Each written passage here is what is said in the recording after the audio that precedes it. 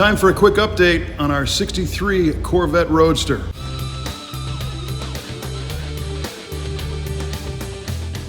All right, so our 63 Corvette Roadster project is really coming together, literally.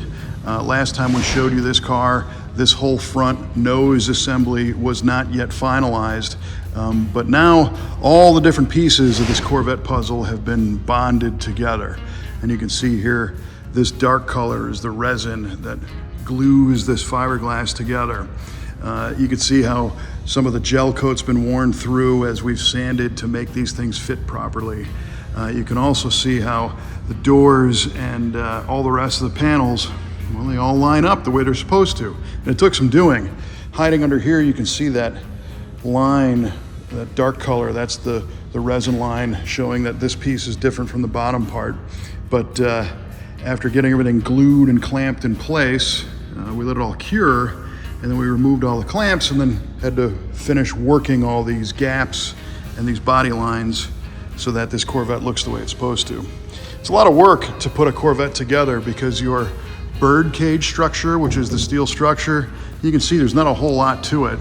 And below this is the chassis, of course, but the cockpit and inside of the doors and the whole firewall, that's all fiberglass.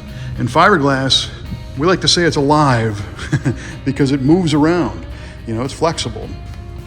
And pieces like this need special work to get them to fit, especially if the parts around them have been replaced. So this one is really coming together nicely. You can see that bonding line right there. And we showed you in the previous video that this one got hit back here at some point in the past.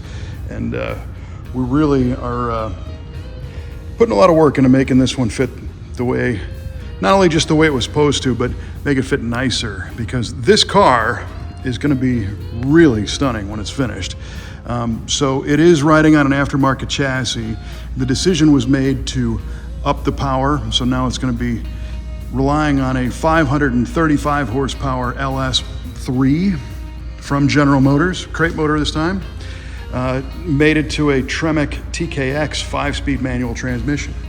And the exterior color is going to be Riverside Red, which is an original color for this year of Corvette, with a white leather interior, stunning looking interior, and some custom wheels that are going to be made by EVOD that will be mimicking an original Corvette wheel from 1963, but they're going to be larger in diameter to accommodate bigger brakes and better tires for better performance. So this cool custom Corvette has come quite a long way. We're excited to see the next steps. If you want to follow along, make sure you subscribe to the channel.